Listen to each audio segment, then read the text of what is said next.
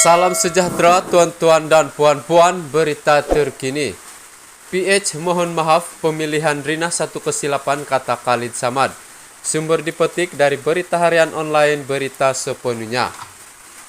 Pakatan Harapan memohon maaf kepada pengundi di Parlemen Titiwangsa kerana mencalonkan Datuk Seri Rina Harun mewakili parti itu pada pilihan raya umum ke-14.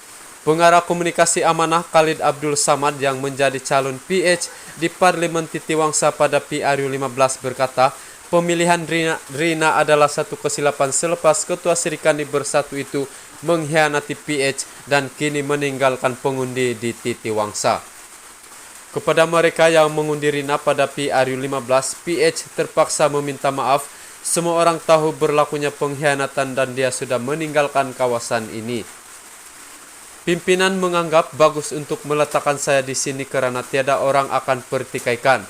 Saya takkan lompat dan takkan tinggalkan kawasan, katanya selepas penamaan calon di Sekolah Menengah Kebangsaan Aminuddin Baki di sini hari ini. Terdahulu Khalid disahkan sebagai satu daripada 4 calon di Parlemen Titiwangsa dalam PRU 15. Beliau akan menentang calon Barisan Nasional Datuk Seri Johari Abdul Ghani, calon Perikatan Nasional Dr. Roksni Adam dan calon Parti Pejuang Tanah Air Datuk Seri Khairuddin Abu Hasan. Pada PRU 14, kursi Parlemen Titiwangsa dimenangi oleh Rina yang ketika itu mewakili Pakatan Harapan dengan majoriti 4.139 undi menewaskan Johari dan calon PAS Muhammad Nur Muhammad. Untuk PRU 15, Rina yang juga Menteri Pembangunan Wanita, Keluarga dan Masyarakat melarikan diri dari Parlemen Titiwangsa untuk bertanding di Parlemen Sepang mewakili Perikatan Nasional. Sementara itu, Khalid memaklumkan akan memberi tumpuan pada isu pembangunan kampung baru sepanjang berkempen di Parlemen Titiwangsa, khususnya membabitkan penggunaan Akta Pengambilan Tanah 1960 untuk mengambil tanah penduduk Kampung Sungai Baru.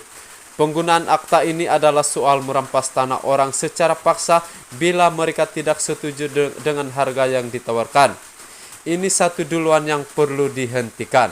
Saya yakin jika PH kembali berkuasa, mekanisme pengambilan tanah secara paksa dengan harga yang tak dipersetujui pemilik akan dihentikan sama sekali, katanya. Sementara itu, Khairuddin memilih menggunakan pendekatan bertanding secara kekeluargaan sepanjang berkempen, memandangkan lawannya di Parlemen Titiwangsa, Johari dan Khalid adalah sahabatnya. Sebenarnya calon ini semua sahabat karib saya. Saya akan bertanding secara kekeluargaan dan arahkan ejen kempen saya tak gunakan apa-apa provokasi atau serangan pribadi, katanya. Mengakui menjadi calon underdog di Titiwangsa, Khairuddin bertekad mahu menemui seramai mungkin pengundi dan mahu menyelesaikan beberapa isu yang berlarutan sejak sekian lama di kawasan itu.